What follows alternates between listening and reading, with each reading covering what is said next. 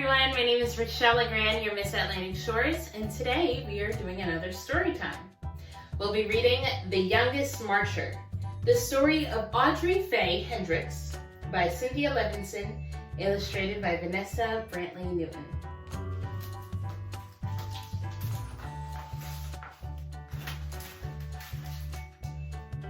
Whenever Mike flew into town, Audrey and her mama cooked. Barbecued ribs, stewed greens, sweet potato souffle, and Audrey's favorite, hot rolls baptized in butter.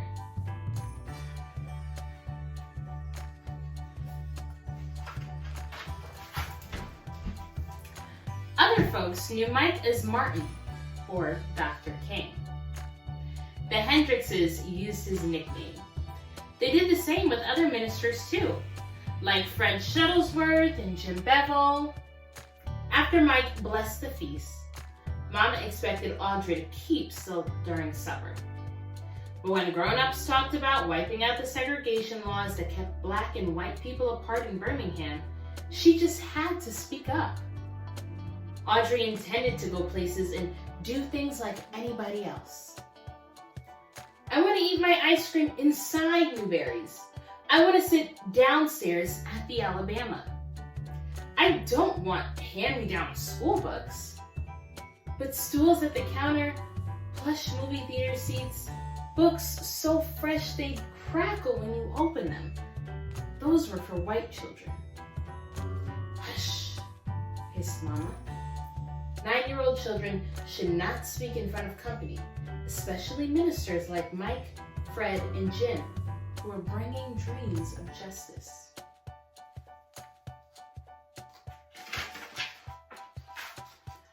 Audrey knew all about segregation. She knew to pay the driver at the front of the bus, then step off and walk around to the back door, drink from the fountain with the dirty bowl and warm water, use the freight elevator at the department stores downtown, front row seats, cool water elevators with white gloved operators laws that said those were for white folks. Every Monday night, Audrey and her mama and daddy and her aunts and uncles and cousins joined neighbors and friends at Fred's church for worship, fellowship, and testimony. She sang and swayed along with the movement choir, her voice spirited and spiritual. Black and white, together we shall overcome. For once, she didn't have to keep still.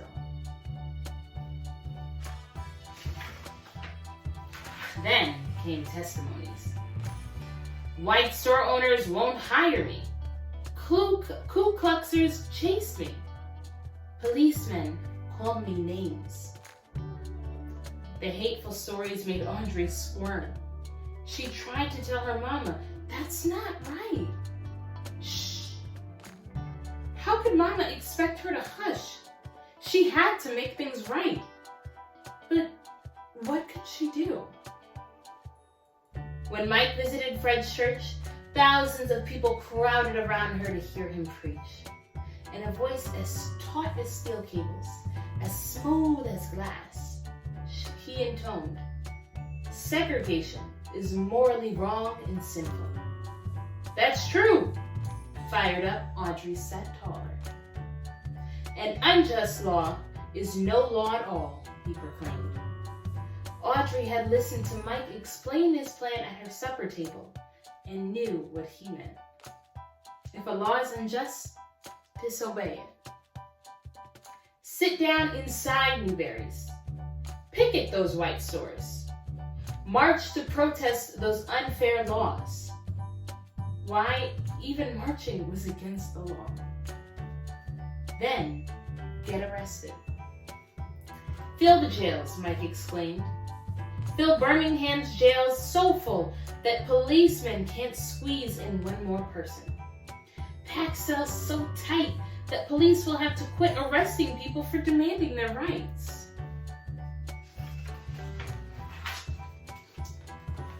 Audrey just knew Mike's plan would work. She twisted in her pew to see which grown-ups would walk down the aisle, volunteer for jail. But they mostly stayed put. eyes staring at their feet, hands on their knees. Feet, hands, and knees didn't move. "Fill the jails," Mike pleaded, meeting after meeting. But heads shook. All around her, Audrey heard, "No, let's not break those segregation laws. Boss man will fire me. Landlord will evict me. Policemen will beat me." If nobody protested, Mike's plan would fail. Police could keep arresting anyone, anytime, for anything, forever. Audrey would never be able to go places and do things like everybody else. One night, Jim announced a new idea. If grown-ups won't do it, fill the jails with children. Audrey leaped to her feet. "I want to go to jail," she declared. Mama looked deep and saw that Audrey's eyes begged, "Please."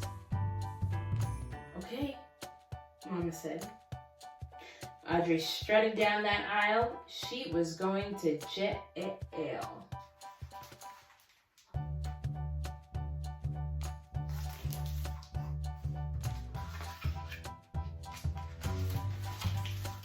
Two mornings later, she put on a fresh pressed pinafore and shiny Mary Janes with turned-down socks.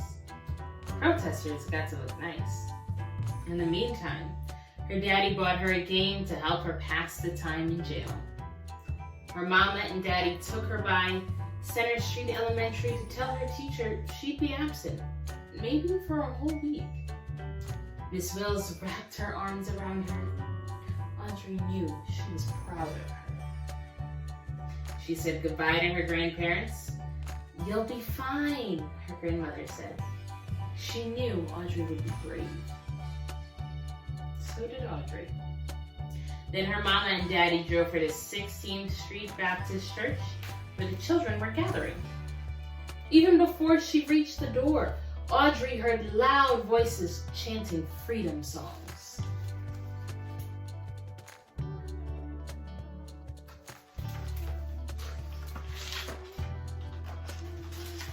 Inside, hundreds of big kids called out to friends and crowded around signs for their high schools. Parker, Carver, her head swiveled. Where was the sign for Center Street Elementary? She was the only protester from her school, the youngest child in the whole church. She knew no one. Audrey huddled by her parents in the basement. But when Jim lined her up with the others, 2 by 2, and the door swung open, Audrey straightened up. She was going to break a law and go to jail to help make things right. Clutching a protest sign in one hand and her game in the other, Audrey marched out the door. She stomped and sang, "Ain't gonna let nobody turn me around, turn me around, turn me around."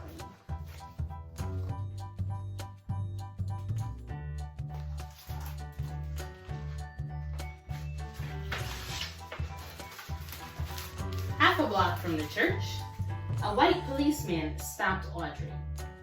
He pointed toward a paddy wagon.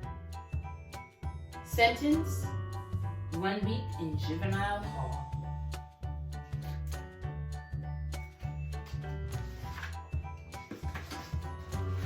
A matron locked Audrey into a day room with 24 other girls, all older, all bigger, all strangers. Audrey sat down alone and slipped the cover off her game.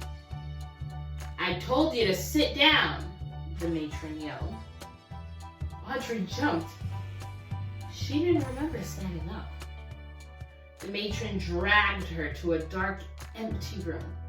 "When I tell you to do something, you do it," she commanded, "or I'll leave you here."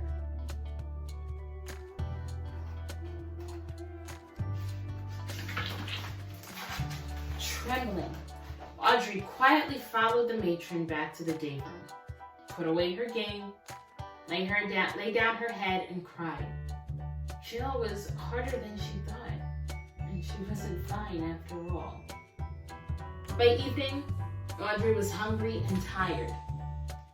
For dinner, soupy, oily, tasteless grits. At night, a bare mattress with one thin sheet for a cover.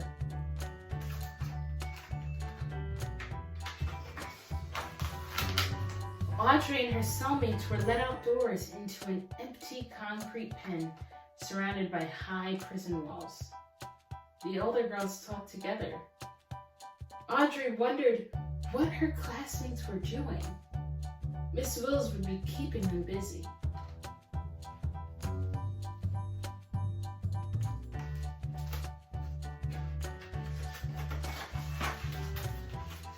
On another day, Audrey was sent to a huge room and told to sit in a chair that was so high her feet dangled above the floor. 4 white men glared at her. She never talked to a white man before. "Are you against America?" one demanded to know. "No, sir," she answered politely. "What do you talk about at those meetings?" another asked. "Our freedom." "Why did you march?" "To go places and do things like anybody else." What was wrong with that?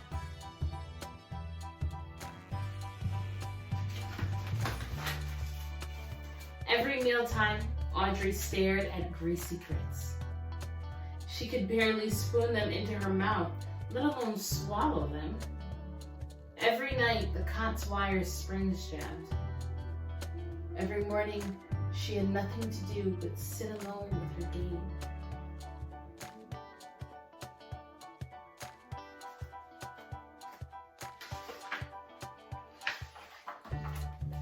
In the afternoons, though, more kids crowded into the day room. Some days, many of them arrived sopping wet. The girl explained that firemen aimed powerful hoses at the children. Surging water spun them off their feet and down the street. They got up and kept marching anyway, until they too were sent to jail.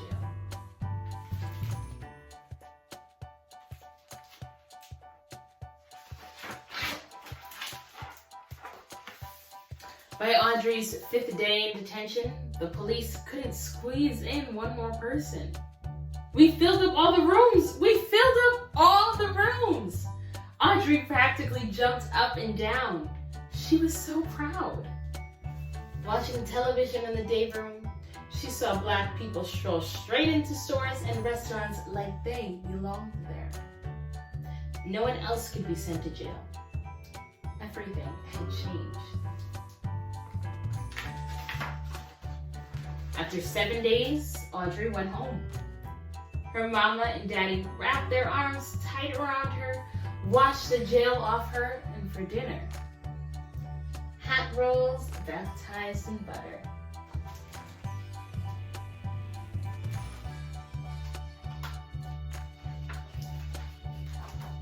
Two months later, the city of Birmingham wiped segregation laws clean off the books. Audrey licked her spoon clean at Newberry's counter like everybody else. Black and white together, like we belong.